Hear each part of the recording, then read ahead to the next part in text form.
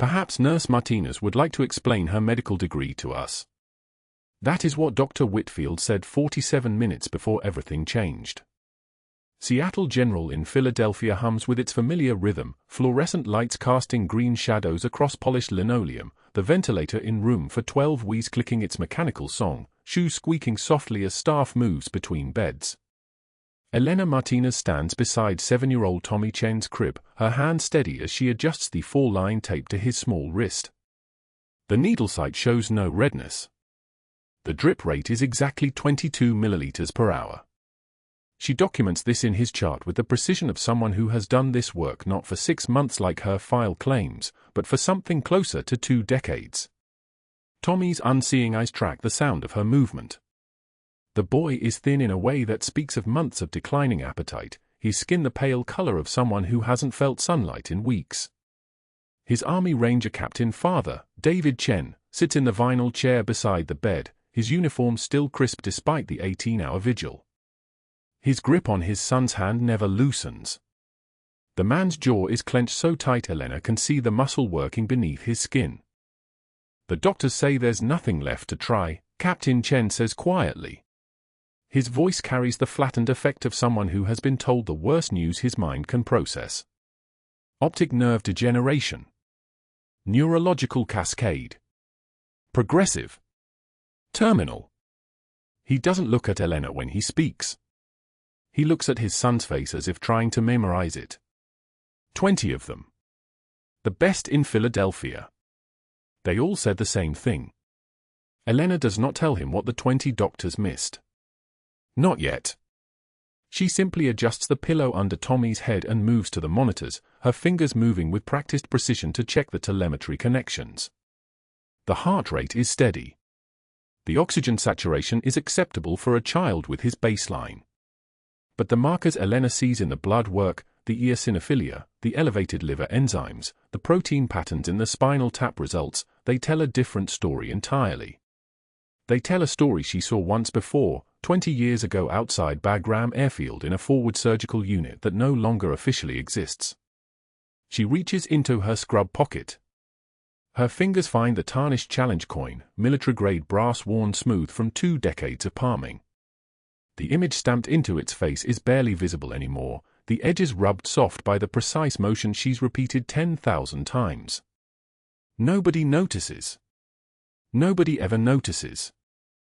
The coin grounds her. It reminds her who she is underneath the name badge. Underneath the clinical composure. Underneath the careful construction of Elena Martinez, registered nurse, hired 6 months ago with fabricated credentials that a certain naval intelligence officer promised would withstand any investigation. The coin was made from aircraft wreckage and shrapnel. The same pieces that could have killed her had been instead forged into this small circular anchor. She touches it now and her breathing steadies. I need to run some additional labs, Elena says to Captain Chen. Her voice carries the careful deference of a nurse speaking to a military officer, respectful, measured, without presumption. Just routine markers. Nothing invasive. The captain nods.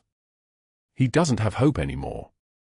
Elena can see it in how his shoulders curve inward, the way a man's posture changes when he has already begun the work of grieving a living child.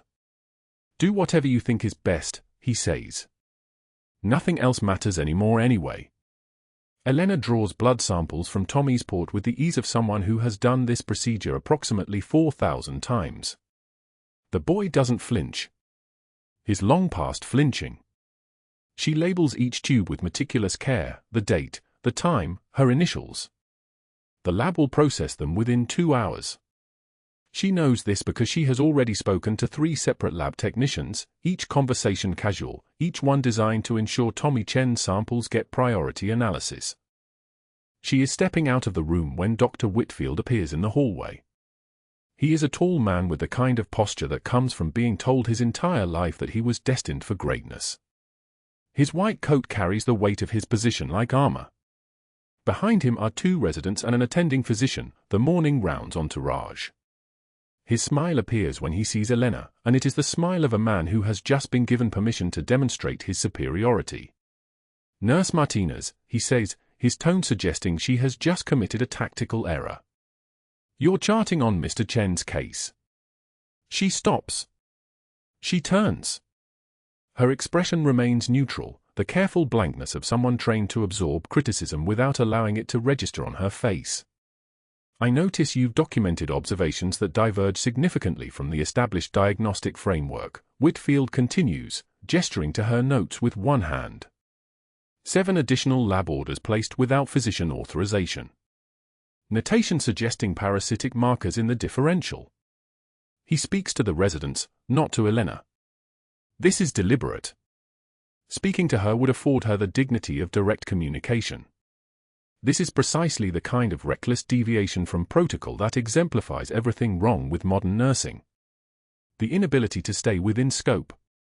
The impulse to practice medicine without the credentials required. Elena does not respond. Her jaw tightens, but only slightly. A micro-expression. Nothing more.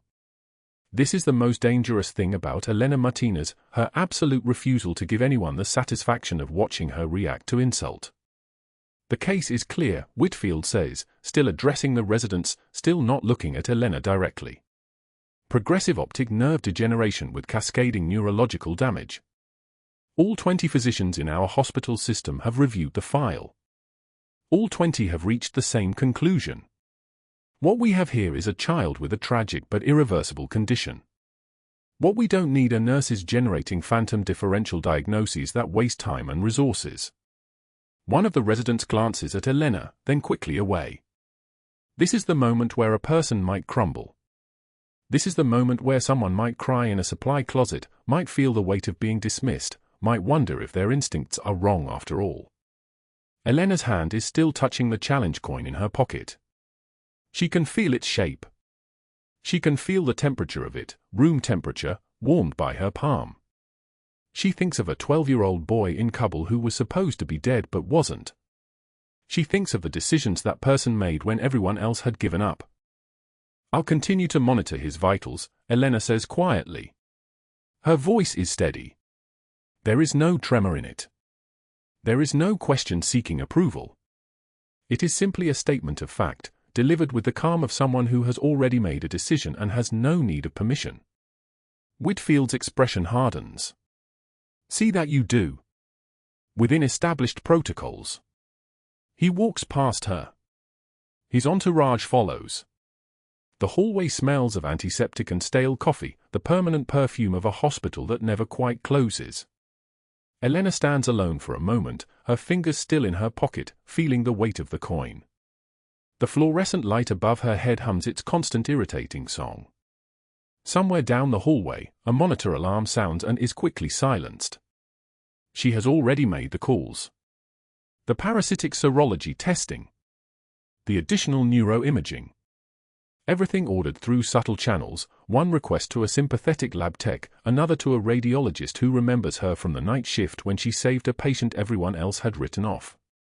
Nothing direct.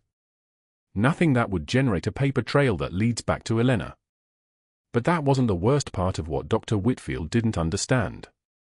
He didn't understand that Elena Martinez had been preparing for this moment since the day she arrived at Seattle General 6 months ago. She didn't understand that Tommy Chen's father, Captain David Chen, wasn't just another desperate parent. He was the reason she was here. The reason naval intelligence had placed her in this hospital under a fabricated identity. The reason the challenge coin in her pocket carried the weight of missions that no longer existed on any official record. She didn't know yet that in approximately 16 hours, Tommy Chen's heart would stop. She didn't know that she would open his chest in a pediatric ICU with a precision that only comes from having learned direct cardiac massage in conditions far more desperate than a hospital could offer. She didn't know that the anti-parasitic protocol she'd already prepared, the one Whitfield had explicitly ordered her not to pursue, would be the difference between a dead child and one who might, eventually, see again. She only knew that Dr. Whitfield was wrong. And she knew it with the absolute certainty of someone who had learned long ago to trust the signal underneath all the noise. Elena walked back to room for 12. Captain Chen looked up hopefully, but she gave him nothing except a small nod. No false promises. No empty reassurance. Just the simple acknowledgement of someone who understood that hope wasn't something you gave to parents anymore. It was something you earned by being right when everyone else was wrong. She adjusted Tommy's blanket. She checked his for one more time. Her hands moved with the ease of someone who had done this work in surgical theaters and forward bases and operating rooms designed to function on generator power and prayer. "Get some rest, Captain," she said quietly. "I'll be watching him." He nodded and closed his eyes. Within 5 minutes, his breathing had deepened into something approaching sleep. Elena stood at the bedside, her fingers touching the challenge coin one more time, and waited. The pediatric conference room at Seattle General smelled like antiseptic and leather chairs, the kind of space where certainty lived. 20 physicians sat in tiered rows, laptops open, coffee cooling in paper cups with hospital logos. Tommy's scans dominated the wall monitor, a cascade of images showing the progressive damage that had stolen the 7-year-old's vision and was now cascading through his nervous system like a deliberate demolition. Dr. Whitfield stood at the podium, his posture the careful architecture of a man who had never been questioned successfully, his suit crisp enough to cut glass. "Progressive optic nerve degeneration with cascading neurological damage," he announced, his voice carrying the weight of 20 years' worth of being right. 20 specialists have confirmed the diagnosis. This child is beyond hope. We transition to comfort care measures and prepare the family for, he paused, letting the silence settle like snow. Inevitable decline. Elena stood at the back of the room, arms crossed, her badge catching the fluorescent light. Her face was a study in professional neutrality, the same mask she'd worn in field hospitals and forward surgical units, the same mask she wore now. She'd been invited to present her theory, though invited suggested her opinion was welcome when really it meant Whitfield wanted an audience for her public evisceration. However, he continued, turning toward her with the slow deliberation of a predator adjusting for wind, Nurse Martinez has questions. "About parasitic infection." He said it the way a man says the word unicorn, acknowledging it existed only in the delusional minds of others. "Tell me, Florence," and there it was, the nickname like a blade, "when did you complete your infectious disease fellowship?" Elena's jaw clenched imperceptibly. The muscle tightened for exactly 1 second, then released. "The presentation matches neurocysticercosis I've seen in your extensive tropical medicine practice." Whitfield's interruption came sharp and clean. He stepped forward, deliberately positioning his body between Elena and Tommy's scans on the monitor. It was a physical act of erasure. "You've seen it where, exactly?" "Between bedpans?" "During your ICU rotations in rural Philippines."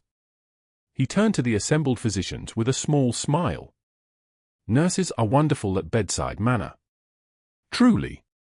But let's not confuse observation with diagnosis." Laughter rippled through the room, the comfortable laughter of people whose credentials had never been questioned by someone wearing scrubs. It was a sound Elena had heard before, in different centuries and different uniforms, in rooms where experience meant nothing against the weight of institutional power. "We follow evidence here," Whitfield continued, his voice taking on the tone of a teacher speaking to a particularly slow student. "Not nursing school hunches. Not internet research at 2 in the morning. Evidence." He adjusted Tommy's scans with the click of a mouse. "The boy's optic nerve is dead. The neurological cascade is irreversible. We accept this, we comfort the family, and we move on to patients we can actually help." Elena met Captain Chen's eyes from across the room. The man sat in the front row, his military bearing barely containing the desperation of a father watching his son disappear. He was looking at her with the question all the doctors had already answered: is she right, and are they wrong? She couldn't answer him here. Not now. The grand rounds continued for another 12 minutes, during which Whitfield presented the pathophysiology of Tommy's condition with the confidence of a man who had spent 20 years being correct about very specific things. The assembled physicians nodded, made notes, asked technical questions about treatment failures and neurological prognosis. At no point did anyone look at Elena. At no point did anyone ask her to explain what she'd actually seen. When the presentation ended and the doctors began filing out, 2 residents approached her at the vending machine in the hallway. Their voices were loud enough to carry but not loud enough to be direct. "There's Florence Nightingale," one whispered, though whispering was clearly performative. "Thinks she's House MD." The other laughed, that particular laugh of people secure in their status. "Next she'll want to scrub in on brain surgery." Elena's hand didn't shake as she pressed the button for coffee. The machine hummed and gurgled, dispensing the bitter brown liquid into a paper cup. She held it steady. She'd held worse things steady under worse circumstances. "You need help, Florence," one of the residents called after her. "Or are you going to diagnose the machine with a parasitic infection?" She didn't respond. The silence was cleaner than anything she could have said. That afternoon, Whitfield called her into Tommy's room where Captain Chen sat beside his son's bed. The captain's uniform hung on him like a borrowed thing. A man who'd been trained to carry weight was carrying the kind of weight no training prepared you for. His eyes had the specific hollowness of someone who'd already said goodbye to his child in his mind. "Mr. Chen," Whitfield said, his tone carefully modulated to sympathetic, "I've asked Nurse Martinez here to clarify something that's been causing unnecessary confusion. There are no experimental treatments for your son's condition. There are no hidden options we've missed. The nurses sometimes develop emotional attachments to patients that can cloud judgment, and Nurse Martinez has unfortunately suggested some possibilities that, while well-intentioned, aren't based in medical reality." Elena met the captain's desperate eyes but said nothing. What could she say? That she'd served 3 deployments across 3 continents. That she'd seen this exact infection pattern in a field hospital outside Bagram 20 years ago in a soldier who'd survived because she'd caught it. That she knew with absolute certainty what was killing his son? She said nothing. If she can't follow simple instructions and basic protocols, Whitfield continued, his voice hardening into something with teeth, security can escort her from the building. "Can you follow instructions, Nurse Martinez?" Elena's hands remained steady as she nodded once. "Yes, Doctor." But her fingers found the tarnished challenge coin in her scrub pocket, worn smooth from 20 years of being carried through deserts and mountains and rooms exactly like this one. The coin bore the insignia of the Naval Special Warfare Group 2, marked with the year 2004 and the names of 12 sailors who hadn't come home. Whitfield noticed the gesture, the small comfort object, the slight movement, and his frown deepened, as if he'd caught her in the act of disobeying. "Good," he said. "Then we're clear. Keep her away from the advanced imaging reviews and the family consultations. She's a fine floor nurse, but her speculations are doing more harm than good." That night, the hospital quieted into the specific silence that comes after midnight, when the hallways empty and the ventilators become the loudest sound. Elena worked the pediatric ICU alone, for patients under her watch, all stable except for the one who wasn't. Tommy slept in his isolation room, his monitors casting green and blue light across his small face. His body had seized twice since morning rounds, and the anticonvulsant dose was climbing toward maximum. At 11 p.m., Elena pulled Tommy's chart and reviewed his imaging again. She'd done this 3 times already, but each pass revealed new details. The calcifications everyone had dismissed as imaging artifacts, they weren't random. They were geometric, concentrated, indicative of larvae in various stages of calcification. She cross-referenced with case studies from tropical medicine journals, her search history clean and clinical. Neurocysticercosis. Pork tapeworm. Neurocysticercus cellulosae. A parasite that shouldn't have been in a 7-year-old born in Seattle, Washington, except that his father had been stationed in Afghanistan, where contaminated food was a constant hazard. The anti-parasitic protocol sat in her mind, complete and ready. Albendazole. 2 weeks of treatment. Seizure prophylaxis while the dying larvae triggered inflammation. And then, in 60% of cases, vision restoration as the inflammation in the optic nerve resolved. 60%. Better odds than the 0% the 20 doctors had offered. Captain Chen appeared at the nursing station at 1:15 a.m., unable to sleep, moving like a ghost through the hallway. Elena looked up from her charting and something in her expression made him sit down without asking if he should. "My wife died 3 years ago," he said quietly. "Tommy's all I have left." 20 doctors say there's nothing, but you see something, don't you? Elena's composure cracked for exactly half a second. She exhaled slowly, and when she answered, her voice had dropped half an octave. I can't promise anything, Captain. But I see something they missed. He nodded, and his eyes held something that looked like relief, as if he'd been waiting for someone to tell him it was okay to hope after 20 specialists had told him it wasn't. At 1:48 a.m., Tommy's monitors spiked into a pattern Elena recognized from 20 years of reading bodies in crisis. Seizure activity, but not the kind Whitfield had documented. This was different. Her hands moved before her mind finished processing, muscle memory from trauma bays in Kandahar guiding her movements with the precision of a surgical laser. She pressed the code button, but she knew it would take 3 minutes for the team to arrive, and Tommy had perhaps 90 seconds before the seizure burned through his brain like a fire-consuming dry wood. His small body arched off the bed, his spine bending in ways spines shouldn't bend, his monitors screaming their mechanical alarm. Elena's hand hovered over the emergency chest tray, over the scalpel and instruments that lived there for situations exactly like this. Captain Chen appeared in the doorway, and his voice cracked his son's name like a breaking thing. Elena made her choice. The pediatric ICU hummed with the particular silence of machines working harder than the people tending them. Elena Martinez stood alone at the light box in the darkened corner of the unit, her jaw set tight as she studied Tommy Chen's latest MRI scans, her finger tracing the shadows that every other physician in Seattle General had dismissed.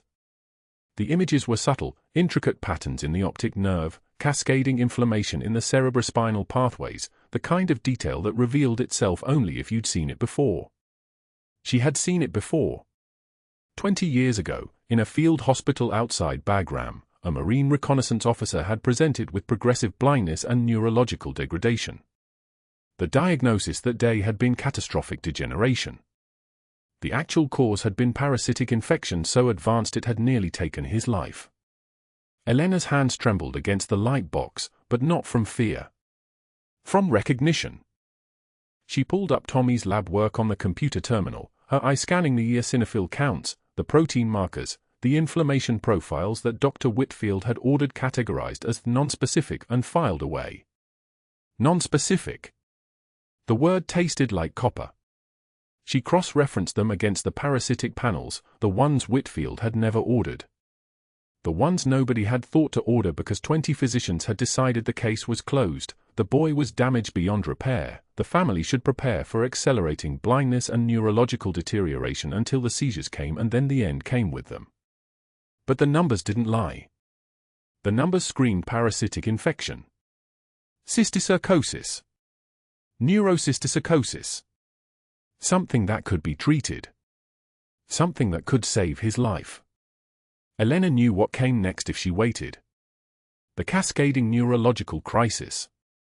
The seizures that arrived without warning, the kind that stopped hearts because they seized every muscle including the ones that kept you breathing. She'd seen it happen 3 times in Bagram. Once, she'd been too late. She would not be too late again. She opened the pharmacy protocol database and pulled up the anti-parasitic medications, praziquantel and albendazole, the standard protocol for neurocysticercosis cases. Then she prepared the doses anyway, calculating them precisely for a 7-year-old with Tommy's body weight, writing them out in her own handwriting on the preparation log she kept in her pocket. Against protocol. Against Whitfield's orders. Against every institutional safeguard designed to keep nurses like her in their lane. She drew up the medications in a sterile syringe, labeled them in her own precise script, and placed them in the refrigerator behind the blood banks where they would wait. Where they would be ready. Where nobody looked because nobody thought to look there. The clock on the wall read 1:36 a.m. when Tommy Chen's body went rigid. Elena was at his bedside in 4 seconds. She didn't run. She moved with the economical precision of someone who had moved through worse places, where running meant attention and attention meant death. His small frame was convulsing with the terrible mechanical rhythm of grand mal seizure, his back arching, his tiny hands curled into fists, his mouth locked open as his diaphragm seized and stopped moving air.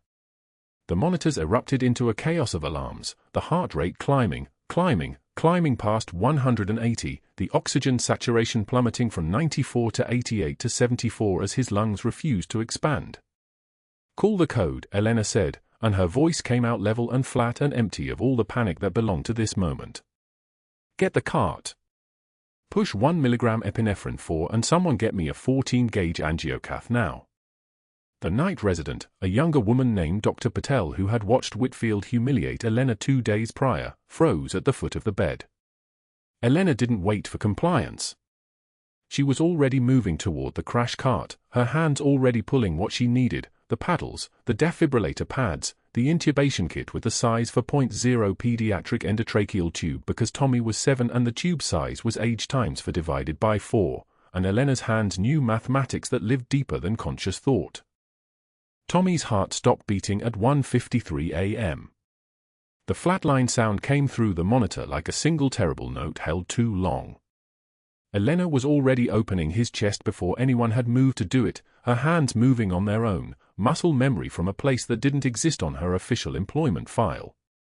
2 incisions, swift and functional, not surgical. This was field medicine. This was what happened when you had minutes instead of hours, when waiting meant death. The 3rd incision opened his tiny ribcage, and she saw the heart sitting there, pale and still, and she placed her hands around it the way she had placed her hands around the hearts of soldiers who didn't have time for protocol. Direct cardiac massage. Her right hand cradling the left ventricle, her left hand supporting the posterior wall, compression and release, the rhythm she had taught to 15 other medical personnel in field hospitals where there was no time for debate, only for bodies kept breathing until the body could breathe itself.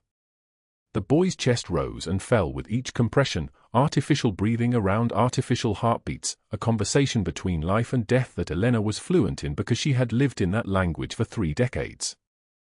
"Get me the medications from the pediatric ICU refrigerator," Elena said without stopping the compressions, not even breaking the rhythm. "Back wall, behind the blood banks."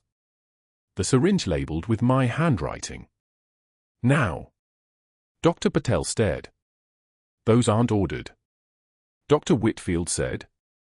"This child is dying of parasitic infection that every other physician missed," Elena said, and her voice dropped so low it became another sound entirely, the sound of someone who had given orders that sent people toward gunfire and explosives and the kind of darkness that didn't have names.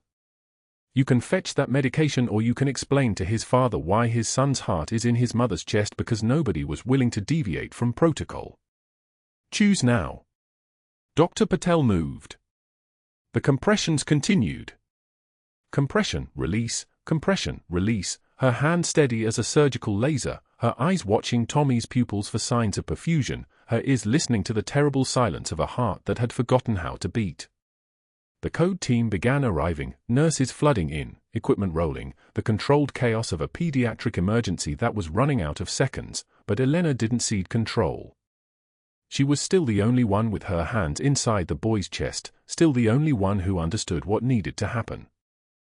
Dr. Patel returned with the syringe. Elena didn't remove her hands from Tommy's heart. "Push it," Elena commanded. "Slow administration. And get the PALS protocol ready. We're going to need atropine if the cardiac massage doesn't establish sinus rhythm in the next 60 seconds. The medication went in. Praziquantel and albendazole, the anti-parasitic cocktail that belonged in a child's bloodstream already being damaged by the very organisms that Whitfield's diagnosis had allowed to fester. Elena continued the compressions, watching the monitor, waiting for the moment when the heart remembered how to exist on its own. 45 seconds. Nothing. 60 seconds. Still nothing but the flatline and the sound of her hands working. 80 seconds. Tommy's pupils began to react. 100 seconds. The monitor stuttered. 105 seconds. A single beat appeared on the screen. Then another. And another. Sinus rhythm.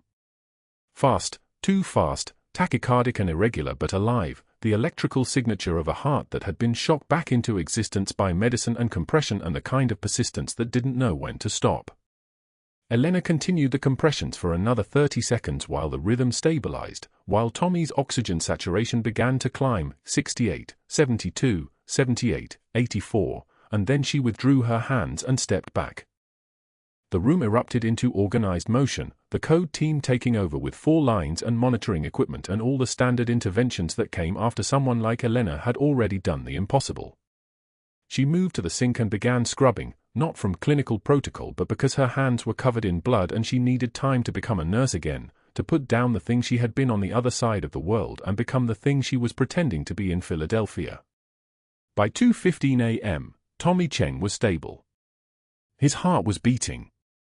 His oxygen was adequate. His pupils were reactive. The seizure had broken, the infection arrested by the medication nobody had thought to give him, the anti-parasitic cocktail that had been sitting in the back of a refrigerator because Elena had trusted her own observations more than she had trusted the collective dismissal of 20 physicians. Elena finished her documentation at 3:44 a.m. She charted everything. The medications, the dosages, the time of administration, the clinical response. She left nothing hidden because hiding things created shadows where doubt could grow, and doubt was a luxury that medicine didn't have. At 4:44 a.m., Dr. Whitfield arrived. He was already dressed, which meant he had been called, which meant someone had violated protocol in the other direction. He moved through the pediatric ICU like a man accustomed to owning space, his face darkening as he examined Tommy's chart, as he read Elena's documentation, as he absorbed the magnitude of what had transpired in the hours after his explicit orders had been violated. Unauthorized thoracotomy, he said, his voice tight and precise. Unauthorized medications. Administered without physician order or consultation. This is grounds for immediate termination, loss of licensure, and criminal charges for practicing medicine without a license. Elena turned from the monitor. She didn't flinch. The trembling in her hands had faded hours ago, burned away in the fire of keeping a child alive, and what remained in her chest was something far colder than fear. "The child is alive," Elena said quietly. "The child is alive despite your recklessness," Whitfield corrected. He turned toward the door, his phone already in his hand. "Security will escort you from this hospital within the hour. I'm calling the hospital administrator, the board, and the state medical board. You're finished here, Nurse Martinez. We're going to make sure you're finished everywhere." He left her standing there in the peripheral light of pediatric monitors, Tommy Chen breathing steadily in the bed behind her, his small chest rising and falling with that move because Elena had put her hands inside it and remembered how to keep it moving. And Elena placed her fingers against the tarnished challenge coin in her scrub pocket, the same coin she had carried from Bagram, from 3 combat deployments, from a life that nobody in Seattle General was supposed to know she had lived, and she understood that the worst part was just beginning. But Tommy Chen was alive. The code team burst through the doors like thunder, but Elena's hands were already moving. The chest was open. The ribs spread wide. Her fingers found the heart, cold, silent, a muscle that had forgotten how to beat. She placed her palm directly against the ventricle and began compressions. Squeeze. Release. Squeeze. Release. The rhythm of it, the muscle memory from a forward surgical unit in Kandahar, from hands that had done this in darkness under fire. Tommy's heart didn't know the difference between a battlefield and a pediatric intensive care unit. It only knew pressure. It only knew intention. "Push epi," Elena said. Not a request. A command. The resident, frozen until that moment, snapped into motion. 1 milligram epinephrine 4. The drug hit the bloodstream like a lightning strike. The monitor above the bed remained a flat, relentless line. Elena squeezed harder. The compression itself was a prayer. 30 compressions. 2 rescue breaths from the anesthesiologist who had finally arrived, whose hands were shaking but whose training overrode the shock of watching a floor nurse perform open cardiac massage. The room had transformed into something Elena had lived in before, chaos organized into precision, desperation channeled into protocol. "Again," Elena said. "Push epi again." 60 seconds. 90 seconds. 2 minutes. The monitor line remained unmerciful. Then something shifted. A flicker. A single blip on the screen like a bird's wing against glass. There, Elena breathed. Another flicker. The blips connected into a rhythm. A hesitant beat. Another. The monitor climbed from flatline to a stuttering, uncertain rate. 42 beats per minute. It was wrong. It was everything. A child's heart deciding, at the last possible moment, to live. O2 saturation rising, the anesthesiologist said, voice cracking. 68, 75. 82, climbing. Elena kept her hand in place, feeling the strengthen under her palm. Sinus rhythm.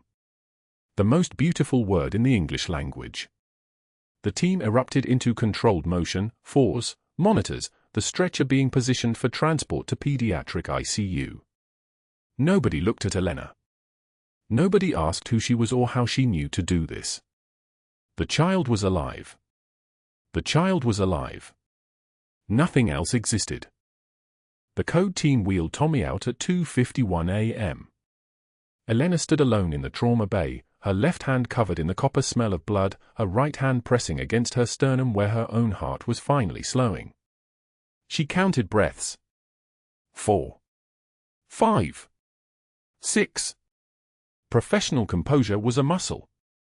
She exercised it until it held. By the time she'd stripped off her gloves and disposed of her surgical mask, Dr. Whitfield was making his first phone call. At 3:15 a.m., from his office on the 4th floor, Whitfield dialed the number for his brother-in-law, the hospital board chairman. The conversation lasted for minutes. The second call, at 3:18, went to the state medical board. The third, at 3:23, went to the VA hospital in Salem where Elena's nursing credentials listed her employment history for the past 15 years. Elena didn't know any of this yet. She was in the staff locker room, washing blood from under her fingernails with water so hot it bordered on painful. The soap smelled like nothing. Her hands were steady. That was the problem. Her hands were steady because she'd learned, somewhere in the wreckage of her past, that trembling was a luxury she couldn't afford. At 4:02 a.m., Dr. Whitfield received a return call from the VA hospital administrator. The conversation was brief. Professional. Damning. There was no Elena Martinez employed as an RN in the Salem VA system for the past 15 years. There had never been an Elena Martinez in that role. The credentials were fabricated. The references were fraudulent. The entire employment history was a ghost story written on paper that shouldn't have been filed in any legitimate facility. By 5:33 a.m., Whitfield had written a formal complaint to the Washington State Department of Health and had prepared materials for legal review. He understood, with crystal clarity, that he had been right all along. The woman who had publicly questioned his diagnosis, who had challenged him in front of 20 physicians, who had threatened his authority and his reputation, was not a nurse at all. She was a fraud. A dangerous one. The coffee shop on Market Street didn't close until 5 in the morning. Elena sat in a booth that faced the darkened window, her hands wrapped around a mug that had gone cold sometime between 3 and 4. The diner was empty except for a cashier who'd stopped looking at customers around midnight, and an older man in a trucker hat who nursed black coffee like it owed him something. Elena's phone lay on the table beside her cup. She hadn't opened the message from her handler yet. She knew what it would say. Cover potentially compromised. Recommend extraction. Those words meant helicopters. They meant abandoning Seattle General at dawn. They meant leaving Tommy Chen without the only person in the hospital who understood what his nervous system was doing, without the only medical officer trained to catch what 20 doctors had missed. Her reflection in the window was a ghost. Hollow eyes. Jaw locked tight. The tarnished challenge coin sat on the table next to her phone. She'd pulled it from her scrub pocket an hour ago, the way other people might hold a rosary or a photograph. The coin was from a Black Hawk's rotor blade that had taken shrapnel over Kandahar in 2004. She'd found it in the wreckage afterward, fused with metal that used to be part of the airframe. It had accompanied her through 3 more deployments. Through forward surgical units and night raids and extractions from burning compounds. It had been in her pocket when she carried an Afghan interpreter to the evacuation helicopter. It had been in her pocket when she'd gone back alone, under fire, to retrieve Fahim Omodi from a vehicle that was still burning. It had been in her pocket when she'd extracted a 7-year-old boy from a safe house in Kabul that was about to be compromised. The challenge coin was her lifeline to who she actually was. And her cover was the only lifeline Tommy Chen had. At 3 a.m., those two truths made a sharp, impossible sound, like glass breaking inside her chest. She picked up the coin. Set it down. Picked it up again. Her handler's message glowed on her phone screen, unread. In 30 minutes, she was supposed to return to Seattle General for the morning shift. In 30 minutes, Captain David Chen would wake up to news that his son had seized and coded and been brought back from the brink by a floor nurse performing a procedure that shouldn't have been possible. In 30 minutes, Dr. Whitfield would arrive at the hospital with evidence. Elena's breath came slow and deliberate, the way she'd learned to breathe under pressure. Her hands didn't shake. Her face didn't crumple. This was what years of special operations training purchased: the ability to absorb bad news without flinching, the ability to sit alone in a fluorescent-lit diner at 3 a.m. and understand, with absolute clarity, that saving Tommy's life was the last thing she could do before her entire cover collapsed. The coffee was bitter and cold. She drank it anyway. By 6:08 a.m., Elena was walking into Seattle General through the main entrance. Her badge was still clipped to her scrubs. Her hands were clean. Her face was composed, the mask of professional neutrality that had carried her through 3 combat deployments.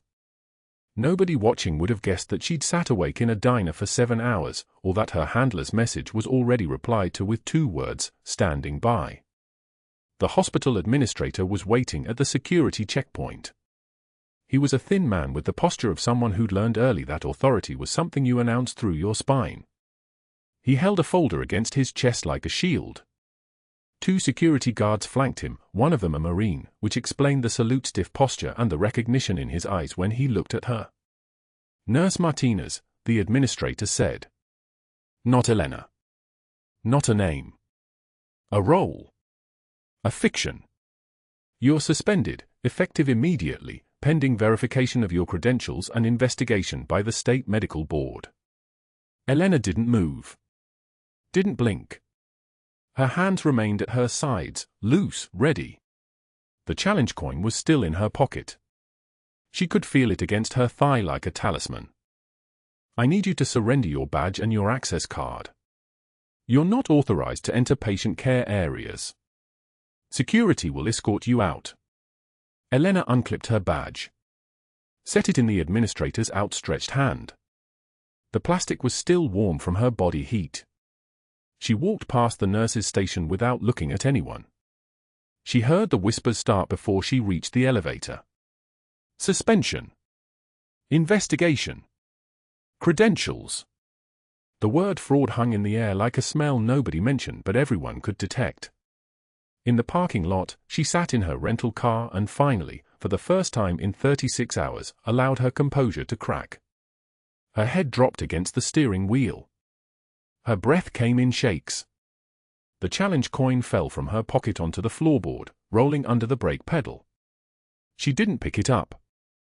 If she picked it up, she'd have to acknowledge that everything she'd built here was ending. If she picked it up, she'd have to move forward into whatever came next. So she sat there, breathing, while Seattle came awake around her and the sun climbed higher than it had any right to. Her personal phone rang at 7:34 a.m. Captain David Chen's number. Elena answered without greeting him. "Tommy." "His stable," Captain Chen said. His voice was raw, exhausted. "They're saying what you did last night, they're saying you're not even a real nurse. I don't understand. I don't care what you are. You saved my son. I need you to know that. Whatever happens now, you saved his life." Elena's eyes burned. She didn't speak for 3 full seconds. "Keep him safe, Captain," she said finally. "That's all that matters now." She ended the call before he could respond. Before he could ask questions she couldn't answer. before her voice could break in a way that would expose exactly how much it had cost her to preserve his family's protection instead of her own identity. The challenge coin remained on the floorboard, abandoned. 3 days later, an Afghan man with a bandaged hand arrived in Seattle General's emergency department. He was processed as a warehouse worker with a crush injury. Elena, suspended and waiting in the hospital cafeteria for news about Tommy, news that never came because she wasn't authorized to ask for it, froze when she saw him wheeled past on a stretcher. Fahim Ahmadi. Naturalized citizen. The man she'd extracted from a burning vehicle in 2004. Their eyes locked for exactly 1 second, and then his entire face transformed into shock and recognition and something that looked like fear mixed with gratitude. He pointed at her with his uninjured hand. "Katanak Farishta," he said in Pashto. Then louder, in English, so the entire ER could hear, "The dangerous angel. You came back." The hospital security guard, a Marine veteran named Rodriguez, spun around. His eyes went wide as he traced the connection between the Afghan man and the suspended nurse standing alone by the vending machine. "Wait," Rodriguez said. His voice climbed. "Master Chief." Elena's composure held. But something in the room shifted, like air pressure changing before a storm, like the entire building suddenly understood that one person in it was carrying secrets that weren't hers to keep anymore. The worst part had begun. And now there was no hiding from it. The ER doors swung open at 4:41 a.m., and Fahim Ahmadi limped through them with a forklift crush injury to his left foot, blood soaking through a makeshift bandage. The triage nurse started her intake questions, name, date of birth, insurance information, when Ahmadi's eyes locked on the figure moving past the supply station 15 feet away. A woman in blue scrubs with her badge clipped at her hip. His face went white. Not from pain. Recognition. He pointed with a shaking hand and said 3 words in Pashto, then repeated them in English, "Katanak Farishta." The dangerous angel. His voice carried across the entire emergency department like a bell struck in a cathedral. The triage nurse looked confused. The attending physician paused mid-conversation. 2 nurses turned to stare. Elena Martinez kept her hand steady as she organized for supplies on the crash cart, her face showing nothing, but she had heard every word. Ahmadi's eyes filled with tears. "You pulled me from the checkpoint. 2004, Bagram.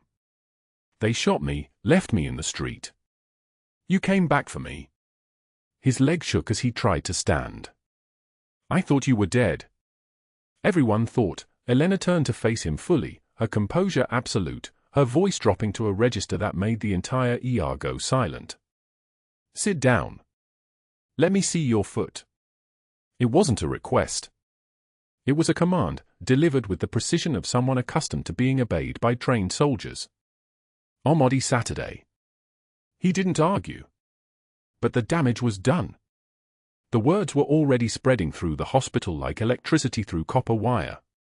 A Marine veteran worked hospital security, had been there for 8 months doing rounds, collecting his disability check and his pension. His name was Clayton. He'd served in Fallujah with 2nd Battalion, 5th Marines, the kind of grunt who knew every legend of military medicine by reputation and by name. The kind who recognized certain things when he saw them. He was standing at the security desk when Ahmadi pointed and spoke, and Clayton's entire body went rigid. He stared at Elena, then at his shift supervisor, then he walked to the phone and made a call he'd been hoping never to have to make. "Sir, I need to report something. You asked me to contact you if I ever encountered a specific individual at this facility. I have." Clayton listened to the voice on the other end for 6 seconds. "Yes, sir. I'm certain. Her name is Martinez. Elena Martinez. She's wearing blue scrubs, working night shift in the ER." Another pause. "Understood, sir. I'll keep eyes on her."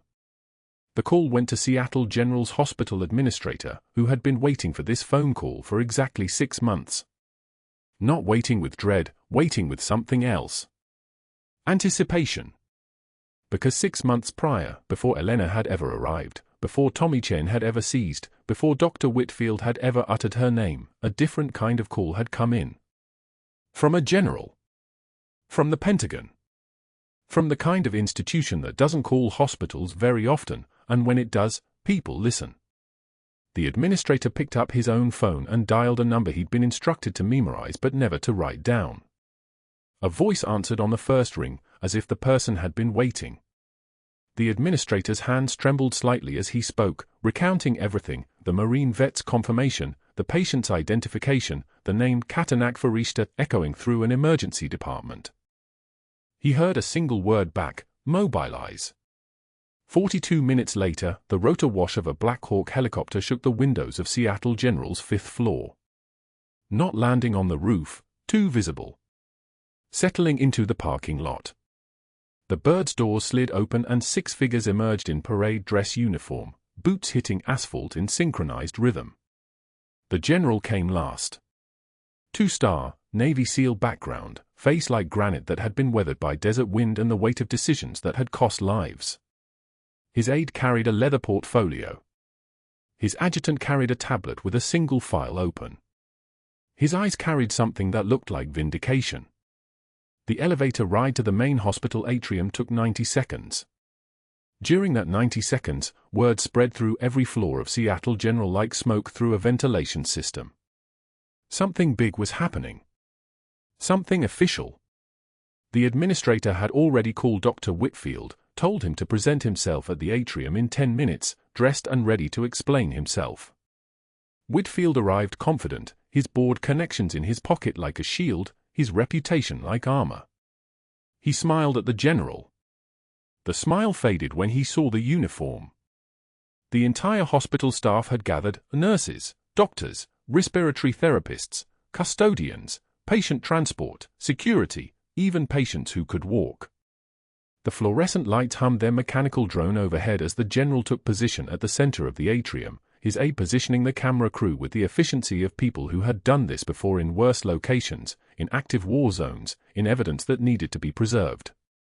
The general's voice, when he spoke, carried through the space like a physical force. Not loud. Precise. The kind of volume that comes from command authority. Dr. Whitfield. 23 days ago, you terminated the employment of one of the most decorated combat medical officers in the history of the United States Navy because she questioned your diagnosis. Did you know who she was? Whitfield's face had started to darken. General, there's been a misunderstanding. This woman practiced medicine without. The general cut him off, not with a shout but with a 2-word statement that made Whitfield step backward: you didn't. The general opened the leather portfolio. Documents. Files. A photograph of Elena in digital camouflage fatigues, her hair pulled back, her face the same mask of calm it was now as she stood at the edge of the assembled crowd. Master Chief Petty Officer Elena Martinez. 3 Navy Crosses. 5 Bronze Stars. 2 Purple Hearts. The only female Master Chief to command a forward surgical unit under Joint Special Operations Command. Each sentence landed separately, like punctuation on a corpse. You interfered with an active national security operation. Captain David Chen's son was placed under her protection because classified information regarding his medical history relates to intelligence operations you have no clearance to even know exist. Whitfield's voice cracked. My brother-in-law, the board chairman, has been contacted by the Department of Defense. He has recused himself from all hospital matters and will be cooperating with the Naval Criminal Investigative Service. The general's voice didn't rise. Didn't need to. The boy's condition is neurocysticercosis. Parasitic infection contracted in Afghanistan as an infant. 20 physicians followed your misdiagnosis without independent verification because you weaponized hospital hierarchy to suppress the clinical observation of a Navy combat medic. The general turned to face Whitfield directly. 2.7 hours after you suspended her, the child went into cardiac arrest. Master Chief Martinez, working and sanctioned, performed direct cardiac massage through an open chest cavity and initiated anti-parasitic protocol you had explicitly forbidden. The child lived. Because of her. In spite of you. Whitfield's hands had started to shake. His voice rose. "This is insane. I have a medical license, I have credentials from Johns Hopkins, I have had," the general corrected, his tone like ice. "You had a medical license. As of this moment, your credentials are under review by the Navy Judge Advocate General's office. Security is escorting you from this building." Two officers who had arrived with the general stepped forward with the kind of calm that comes from having done hard things. They didn't touch Whitfield, didn't need to. Their presence was enough. Whitfield sputtered, threatened, his voice rising to something between a shout and a sob as his white coat was removed from his shoulders by a nurse he'd humiliated 100 times. His badge was clipped from his belt. His access card was cut in half in front of everyone. The cameras captured all of it, his face turning crimson, his protests becoming incoherent, his entire institutional power evaporating like morning fog under an unrelenting sun. Elena stood motionless through all of it, her hands clasped behind her back in parade rest, her face showing nothing but professional composure. Not a smile. Not vindication. Not even visible relief. Just a slight settling of her shoulders, as if a weight that had been balanced across her spine for 6 months had finally shifted. The general approached her after Whitfield had been escorted out. His aide remained present. The cameras kept rolling. When he spoke, his voice carried a different register, respect between equals, between warriors who had both bled for the same mission. You maintained your cover. You never compromised the operation, even when terminated. Elena's eyes met his and she said quietly, "The boy was the mission, sir." The general nodded once, a movement that acknowledged everything she hadn't said, the pain of the cover, the isolation of the role, the sacrifice of invisibility. Captain Chen emerged from the gathered crowd with Tommy beside him, the boy's hand in his father's. 7 years old, blind, but moving with the confidence of a child who has learned to trust the hands that hold him. Chen's voice was steady but thick with emotion. "You saved him. Twice. Once as an infant in Kabul. Once in this hospital." Elena kneeled to Tommy's level, meeting his unseeing eyes with her own steady gaze. "You're going to see again, son. The medication is working. Your optic nerve is regenerating. Within 6 months, you'll see your father's face." Tommy reached out and found Elena's hand. His small fingers wrapped around hers, around hands that had held the line between life and death in forward surgical units, hands that had learned to operate by feel in blackout conditions, hands that had been forced to stay still and silent while injustice moved through a hospital corridor. The boy held on, and Elena didn't pull away. The hospital administrator approached, stammering apologies, offering her position back, director of emergency medicine, a salary increase, a public statement of support. Elena shook her head, a slight motion that suggested patience with someone trying to offer what couldn't be taken back. "The mission is complete, sir. I have other assignments."